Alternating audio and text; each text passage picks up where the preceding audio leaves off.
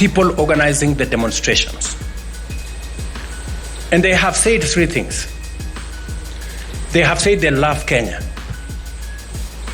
but they hate the leaders. And they have talked something about one term. And they have said Ruto must go. Those are the things I have listened to, And therefore, I want to ask them this, because if you truly love Kenya, as you say, don't ban your country. Don't ban your country. Kenya is in mourning and in crisis. At least 16 protesters have been confirmed dead and over 400 injured following violent clashes with police during nationwide demonstrations. The government has imposed media blackouts, while unrest has led to looting, fires, and widespread damage. Experts say the root causes lie in economic pressure, lack of accountability, and poor public engagement. I want to tell you, hate brings conflict. Conflict brings violence. Violence is not a solution to unemployment, is not a solution to any of the challenges that Kenya is facing. Kenya's unrest is a stark reminder. When leaders fail to listen and force replaces dialogue, democracy suffers. The lesson for Africa? Act before frustration turns into flames. This government is taking us for fools. They promised to compensate all those, who lost their lives, who lost their properties and all that. And also they promised to do better, but that has not happened. We're still seeing a lot of expenditure. We're still seeing them, allocating money for State House and all that. Yet the common mwananchi, there's no medicine, the education is that very expensive. So the reason I stay back to the streets today is to remind them that we want things done the right way. Kenya, a nation gripped by tension, resistance, and a growing cry for accountability. Have you seen any change since the June 25th protest? Honestly, no. They did a few things, a few days after the June 25th, but they have gone back to factory setting, and that's what actually is, making us very angry, because they promise one thing and then they do the other thing. What began as a day to mark the first anniversary of the 2024 anti-tax bill protests has erupted into one of the most violent crackdowns in recent memory. Thousands took to the streets of Nairobi, Mombasa, Kisii, and Machakos, unified in frustration but met with force. Security forces responded with tear gas, water cannons, rubber bullets, and live ammunition. The result? A deadly day in Kenya's capital, with several protesters killed and over 400 wounded. As we unpack what happened and why, we also explore what this moment means, not just for Kenya, but for the future of civic resistance, governance, and democracy across Africa. You're listening to The Men at Work, where we dive deep into the stories shaping our continent today. I'm your host, King Naito. The situation in Kenya has taken a tragic turn. According to Amnesty Kenya, at least 16 people have lost their lives, most of them reportedly due to police action.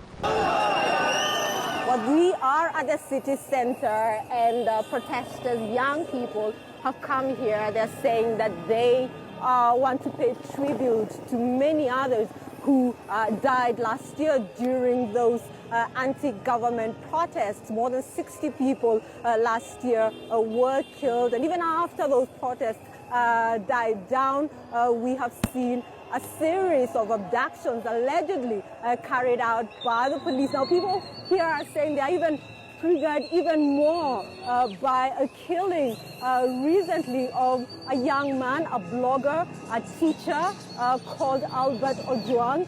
He was killed in a police cell right here in the city center.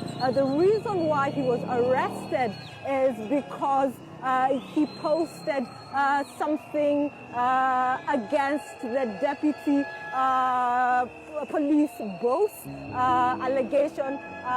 bribery allegations against him. So he had Ojwang arrested, and then he ended up dead. So people here are very angry about that. They're saying that there is a lot of police impunity. Over 400 more were injured in what has become one of the deadliest waves of protests in recent years. As chaos gripped the streets, the government tightened its grip on information. Live broadcasts were pulled off air. Major media stations were silenced. It was a blackout, not just of screens, but of truth. The aftermath? Shops ransacked, government buildings set ablaze, and in the middle of it all, ordinary Kenyans still demanding answers. I'm fighting for the people who are fighting and got shot. I'm fighting for the kind of regime that is there and is making everyone and each and every person poor. We are here on the streets because one of the things that we want to show them is that we did not put them there for them to steal from us and kill us. We are human beings. They have children, they have mothers, they have fathers. But they're here fighting us because we are fighting for what we are supposed to fight for. Okay. Yeah, and despite all the pledges and promises the government made 1 year ago, have you seen any changes so far? Everything has been a lie. Nothing has changed. Everything has been a lie, and it has gone down in a bad way. And we are here to fight this poor governance. The police are killing people. We are here to fight the killing of the people, the extrajudicial killing, the corrupt government. There's nothing we are getting absolutely out of this government. We are youths, but yet tunahangaika, tunateseka because we have to look for, lazima tutafute, unatafuta kitu hakuna, ukipata unanyang'anywa.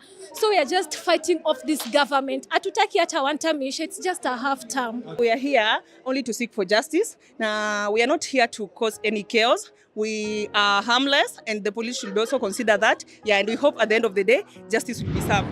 This crisis didn't come out of nowhere. It's the result of something deeper, a breakdown in trust, in dialogue, in leadership. There are lessons here, not just for Kenya, but for the entire continent. Listening matters. When governments ignore public dissent, tension simmers until it explodes. Kenya's failure to address economic hardship and citizen frustration has proven just how deadly that silence can be. Accountability is not optional.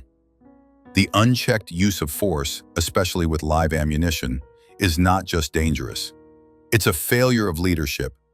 Independent investigations must happen. Without justice, there can be no peace. Fiscal transparency is critical. Opaque tax policies and budget bills, introduced without consultation or clarity, only widen the divide. Now is the time for leaders to listen, for citizens to rise, and for the continent to choose transparency, accountability, and people over power. To the leaders, this is your call to serve, not silence. To the citizens, your voice matters, online, in the streets, and at the ballot box. And to all of us, the future of this continent depends on how we respond to injustice, not just in our own countries, but across our shared borders. Music swells gently, then fades. Thank you for listening to Voices of the Continent. If this episode moved you, share it, talk about it, stay informed, and keep the conversation going, because democracy doesn't die in a single day. It fades when we stop paying attention.